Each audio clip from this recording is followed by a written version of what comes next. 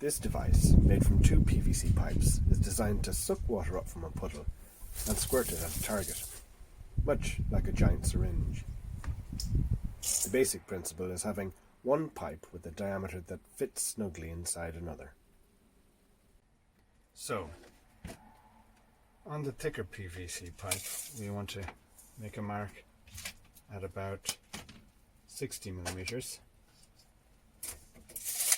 And we'll cut that there.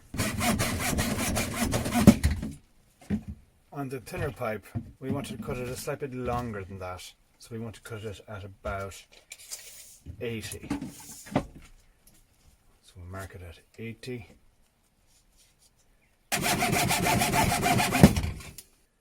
So in order to create a seal in the top of the ramrod, I found a shovel handle that just happens to be a very good fit.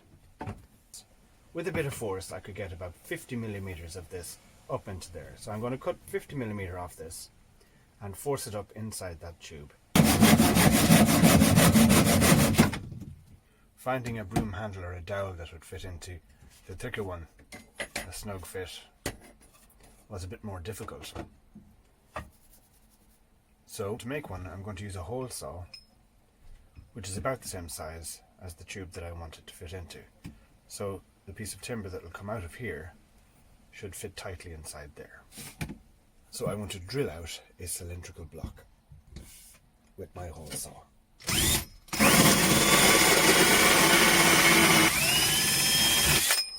So that's the first side, drilled just over halfway through, and I'll continue from this side so that I can get my cylinder out.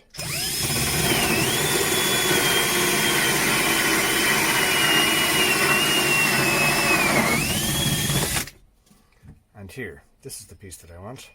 So this cylindrical piece will now be forced down inside my pipe, and it already has a hole in it for the water to come out.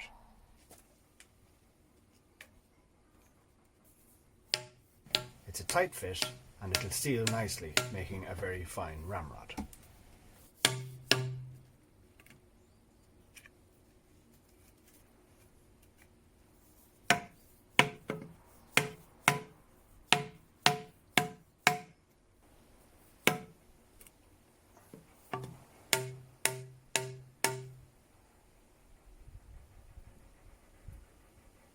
So now I have a very effective nozzle on the end of the thicker pipe, and I have a sealed up ramrod on the other, so one fits inside the other and acts as a piston. But what I have to do next is create a washer here, a nice thick washer that creates a tight seal inside that pipe, so that when it's pushing water out it doesn't escape back the way.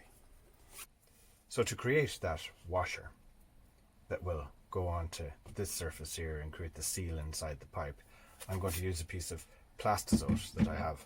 Now, this is camping mat material in essence. So if you have some camping mat material, you might be able to make this washer out of it. So the washer I'm going to make from this material needs to be just a little bit wider than the internal diameter of the thicker pipe. So I'm going to use that outer diameter of the pipe to make my mark. So that's what I'm going to cut out, leaving the mark on, of course, and I can trim it later if it's still a bit too big.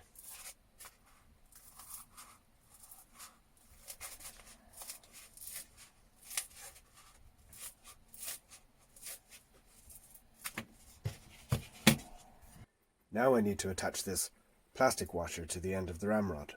So I'll make a wooden washer with a hole saw that has a slightly smaller diameter than the ramrod, and a piece of plywood that will clamp the plastic washer onto the end.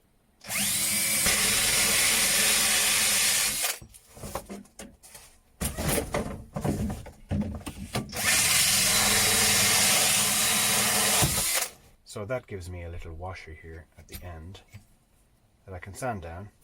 So now I have the ramrod, the rubber washer, and a little timber washer. So I need to put a hole in the center of that to screw all those together.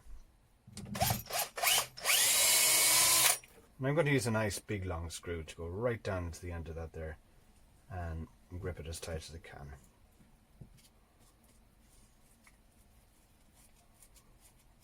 So that goes in there, and now all of this should screw together.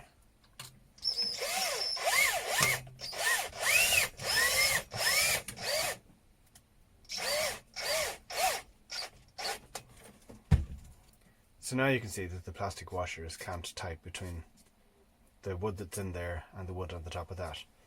But now I need to lubricate it so that it moves easy inside the pipe. So I'm going to apply some Vaseline all around that edge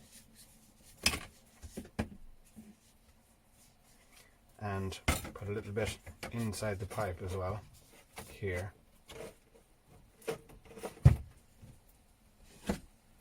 So that now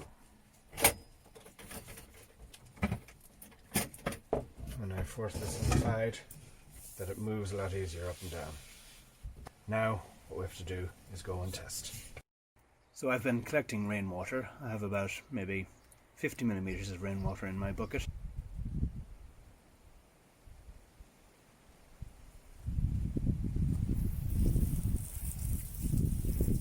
So I might need to adjust the nozzle by widening the hole or getting a drill bit in and removing any debris.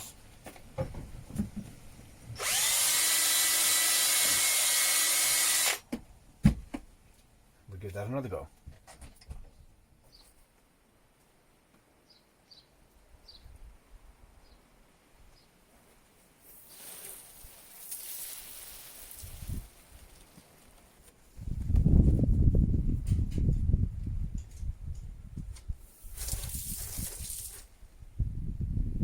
And of course there's nothing stopping you from giving your puddle sucker a unique character by painting it or decorating it with colourful tape.